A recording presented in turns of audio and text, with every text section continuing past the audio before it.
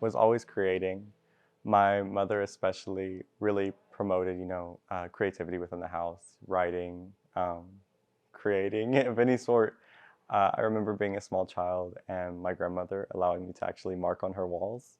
Yeah, no, she was in the process of taking off all the wallpaper in her very old house. We're extremely poor, and so objects meant very little to us. And so she actually laid out markers to where I could go and I drew on these blank walls, and she ended up never repainting them. And so now today, like she still sends me photos of this corner of her house that have these drawings that I've contributed to since a child to adolescence to I make drawings when I go over now on her wall, and it's really neat. So I remember creating from as early as I can remember. No, it's very, it's always a shock when people ask me, what are you majoring in? I say sculpture, and I commonly get, well, what is that? And having to explain. Of course, in art, we go through our foundations, which is this entire year of making and creating.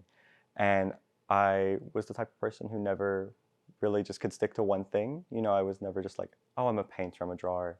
And I began to realize, especially with our new department, sculpture, experimental media, that I can kind of do something that combines all these different elements into one work of art. I find that the art that I'm creating is rarely just one thing. It's photography, drawing, installation, and that's why I ended up resonating in the sculpture department at the School of Art. I feel like I'm creating from a place of self-exploration, wondering who I am, what is my identity, and what are the variables that are shaping it. Uh, how can I dive into what makes me me? And I feel like that's why I keep creating is that endless search, which is kind of a cliche, but I feel like it's very true. A lot of times, especially I was having a conversation with Dean Delgado Solorzano recently about how I was the only like art major in like what we've seen in Path, specifically sculpture. And that's because generally we only see people who have money entering these fields, people who are affluent, they're predominantly like white spaces, all of this. And so a lot of times you get into this like microcosm of only people with money creating. And so we're seeing a lack of working class people in this field. So whenever I create, I hope to create for people like myself who are coming from this, lower income background. They might not have the most experience with art or know how to react to seeing art in front of them. And so I guess the goal here is to, lower that barrier of entry. I love to use, I'm an assemblage artist commonly, so I love to use trash, objects that you might see around. And I feel like that allows for people like, I said recently I was writing and it's like I create art for my mother, someone who didn't finish high school, someone who might walk up to a piece of art and not understand what's happening. But, if I have something like I don't know, I had a crate recently, just a wooden crate that was tossed away. Someone can connect with that. It's something they see every day. A long one. I was in high school during the pandemic, COVID-19, and I ended up doing community college. Around the last 2 years of my high school, I finished my credits a little early, and so I was at North Arkansas Community College taking studio art classes in painting and drawing. But obviously that could only take me so far, and I realized I wanted a university environment. I love how big the campus is, how many people there are here. And especially with our new Wingate Art and Design building, I knew that could give me the tools and the resources I needed to continue developing my practice as an artist. And so I applied to more and more scholarships. And thankfully I was able to find a way to, fund my education here. I I'm I actually heard about the PATH program 2 summers before I applied. I was at the School of Art summer workshop, which is a 7-day long workshop hosted by the School of Art, completely free housing, free food, free studio art classes. Donna Smith-Jones is the director over that, and she's doing an amazing job. And during we had these morning sessions, and we had Dr. Michelle King come and speak about Path and how it provided mentorship and it's reaching out to those first generation students. And of course, there's the money too, which helps. I couldn't afford college. I still can if it weren't for the scholarships. But the mentorship is what interested me most. No one in my family has went to college. My mother, my father, my grandparents, aunts, no one I knew. And so there were so many questions I had. and the idea of getting these resources really excited me. So I have this memory of emailing Dean Delgado Solorzano months before the application was even open, being like, please don't forget me, like I'm looking to apply for PATH, like I want to get involved. And thankfully when I saw the application come around, I was like, I've been waiting for this, and I applied. I feel like what I enjoy most about honors is how specific we can get, how niche we can get. I took a great class in the spring with Sandy Edwards, it was a class on creativity.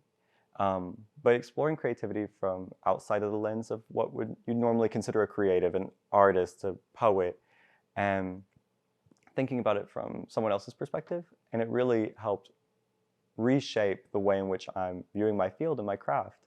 And I feel like without honors, I wouldn't be able to dive into these special topics, which I'm incredibly thankful for, and they interest me. Yeah.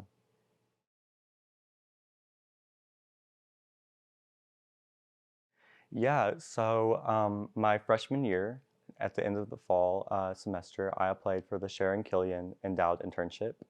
Um, ended up being the inaugural recipient. It was the first time they'd ever done this, and I remember in the description they were looking for someone who was possibly, junior, senior, a little bit. From what I could read, they were looking for someone who knew what they were doing, which I thought that could not be me. And I remember going to Dr. Treat, who was the interdisciplinary studies director, and talking to him about this, looking through the application. I thought, I think I should just wait. I should wait until the first one comes through. I can't be the first for this. And he said, no, you need to take up space. You need to go into these positions. And I had a hard time with that, because then once again, I'm from a poor background. I didn't grow up visiting museums. I didn't grow up seeing art. And so I felt like I didn't belong. I felt inexperienced. But then whenever I took a step back and I truly thought about it, I was like, that's all the reason why I should apply.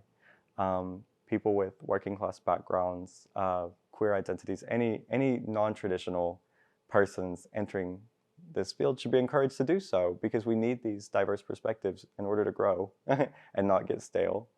And after that talk, I decided, yes, I should apply. I should be the person to be there.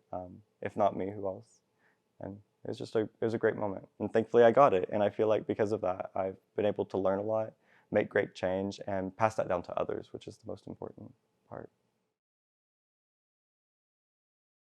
Yeah, so I had the Sharon Killian endowed internship, and then they asked me to stay on a little bit longer, and during the summer I was an editorial intern, helping out with like labels and editorial content around the museum, as well as, marketing communications.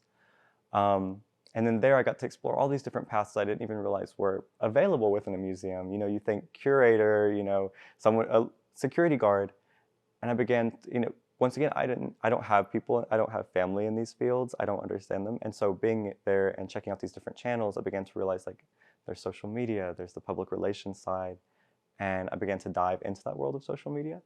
Discovered I have a passion for it, I really enjoy it. And I began to work with mentors that I kind of gained in that role. And then now in the fall, I'll be joining them for the third time at Crystal Bridges in the Momentary, working with social media and public relations, which I didn't even know it really existed in the museum field before I got in there. But yeah, I'm excited to be there and see what else I can learn. I'm not quite sure what my future looks like, and I believe that's the most exciting part. Going off of what I said earlier, I feel like my art practice is constantly in conversation with my own growth. And I feel like if I had a linear path, it wouldn't be an interesting life and it wouldn't make for interesting art. So I'm excited to stay here at the University of Arkansas, continue to take exciting classes, and see how I grow.